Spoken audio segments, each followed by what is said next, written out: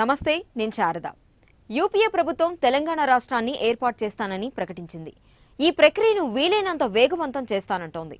ఇలాంటి పరిణామాల మధ్య సీమాంధ్ర ప్రాంతాల్లో ఉన్న సామాన్యుడి గుండె చప్పుడు ఏంటి? ప్రత్యేకంగా తెలంగాణతో సమానంగా వెనుకబడి ఉన్న రాయలసీమ ప్రాంత ప్రజలు ఏమనుకుంటున్నారు? ఈ విషయాలన్నీ మీ ముందుకు తీసుకురావడానికి ఐ న్యూస్ రాయలసీమ కర్నూలు నడిబొడ్డున ఉంది. ఆంధ్ర రాష్ట్ర తొలి రాజధాని కర్నూలు నుంచి గ్రామాల్లో పర్యటించింది.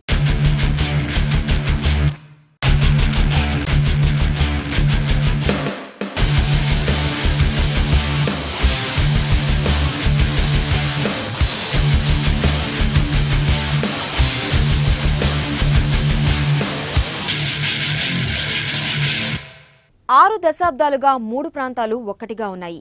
పార్లమెంట్లో ఒక్క బిల్లుతో, ఒక సంతకంతో తెలంగాణ ప్రాంతాన్ని వేరు చేస్తే ఆంధ్ర రాయలసీమ ప్రాంతవాసుల భావోద్వేగాలు ఎలా ఉంటాయి? ఇన్నాళ్లుగా రాజధాని కావడంతో హైదరాబాద్కి వ్యాపారం, విద్యపై ఆధారపడి పెట్టుబడులు పెట్టిన సీమాంధ్రులు తమ పరిస్థితి ఎలా ఉండబోతుందోనని సమైక్యగళం వినిపిస్తున్నారు.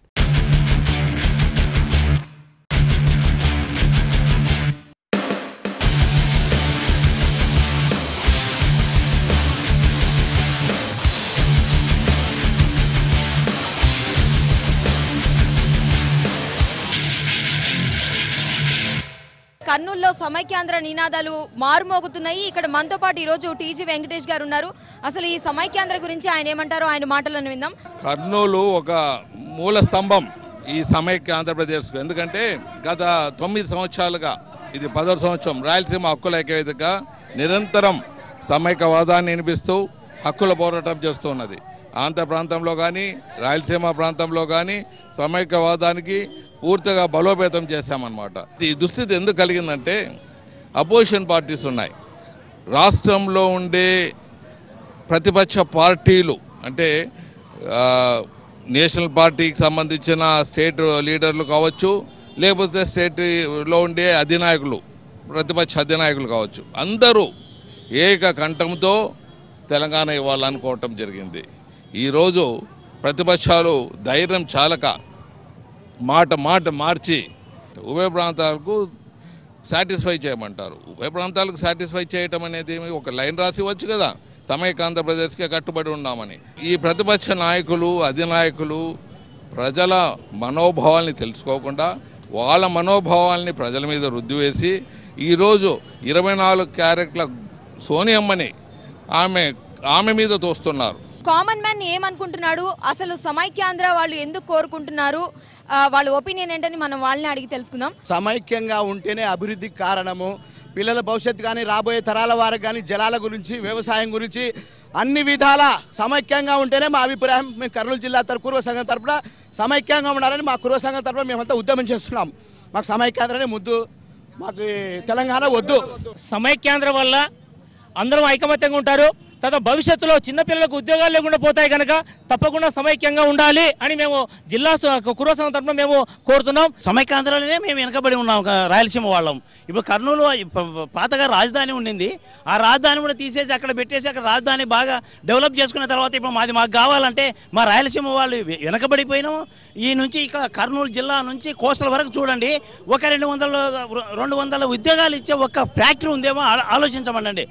సమైక్య ఆంధ్ర కోరుకున్నది తెలంగాణ వాళ్ళు, మేము కాదు.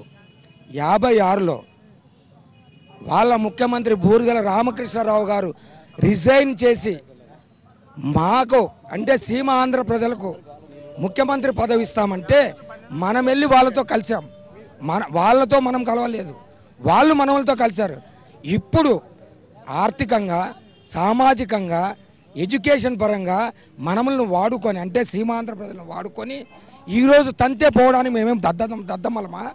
మా ఫ్యూచర్లో ఇప్పుడు సమైక్యాంధ్ర పోయినందుకు మా ఫ్యూచర్లో ఏది ఉండదు. మాకు జాబ్స్ కూడా రావడం కష్టము. ఇప్పుడు చదువుకొని ఏమీ లాభం ఉండదు. కాబట్టి నేను ఇలా కూర్చుంటున్నాను.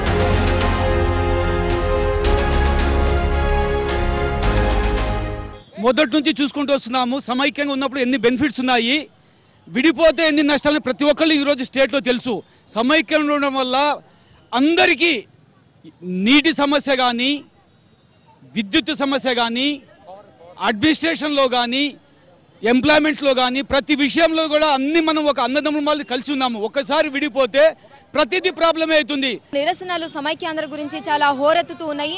ఇప్పుడు మనం ఇక్కడ బార్ అసోసియేషన్ వాళ్ళ దగ్గరకు వచ్చాము. వాళ్ళు ఏమంటారో వాళ్ళ ఒపీనియన్లోనే మనం తెలుసుకుందాము. కర్నూలు రాజధానిగా ఆంధ్రప్రదేశ్ ఏర్పడినప్పుడు ఈ తెలంగాణ ప్రజలు కేవలం మేము కూడా తెలుగు మాట్లాడతాము కాబట్టి మేము మీతో కలిసి ఉంటామని చెప్పి ఆ కాలంలో తెలుగు ప్రజలందరూ ఐకమత్యంగా ఉండి కర్నూలుగా ఉండే రాజధానిని హైదరాబాదుకు మన కర్నూలు ప్రజలు సాక్రిఫై చేయడం జరిగింది.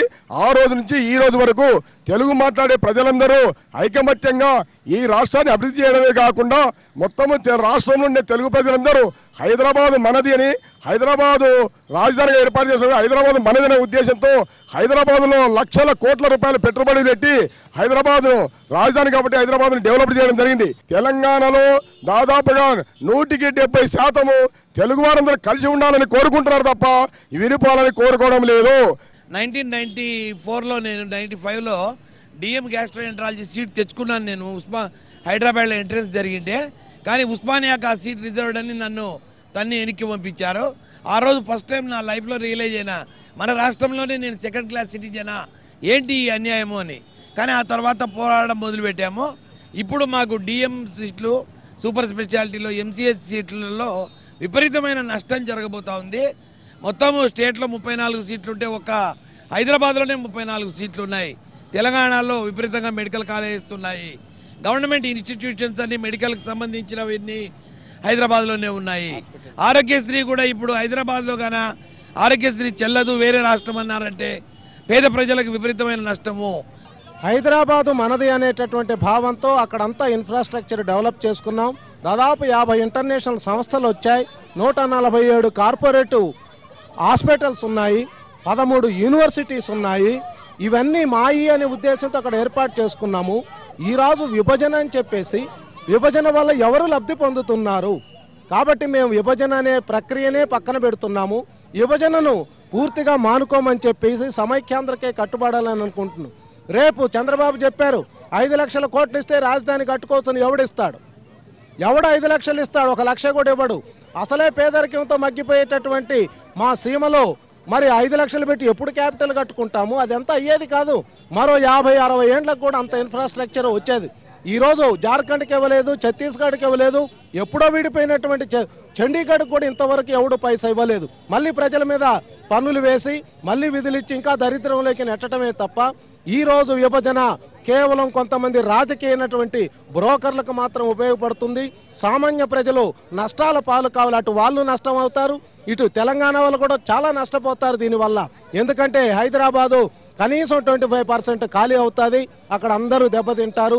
అసలు న్యాచురల్గా ఇక్కడ ఏమేమి పరిస్థితులు ఉన్నాయి, ఏమేమి ఉండేటువంటి విషయాలన్నీ కూడా సీఎం గారు తెలియజేసినారు. నిజంగా ఆయనకు హ్యాట్స్ ఆఫ్ చేయాల్సినటువంటి ప్రజలందరూ కూడా ఆయన దాని పట్ల మంచి అభిప్రాయంతో ఉన్నారు ఇప్పటి వరకు అయితే మాత్రం. అయితే ఇక్కడ ఒకటి మనం గమనించాల్సింది, ఏ రాజకీయ నాయకుడైనా కానీ కూడా విభజన అనేది తేవడం అంటే అది నిజంగా రాజద్రోహం. అది విభజనతో పనేముంది? ప్రతి కాన్స్టిట్యుయెన్సీ నుంచి ఒక పర్సన్ ఉంటాడు కదా, ఎమ్మెల్యే ఉంటాడు, ఏదో ఒకటి. అధికారం యాక్చువల్గా డివైడెడ్ ఇంటూ మల్టిపుల్ డివిజన్స్ జరిగింది అధికారం అనేది. కాబట్టి డివిజన్ అనవసరం. కాబట్టి సమైక్యాంధ్ర ఉండి తీరాల్సిందే.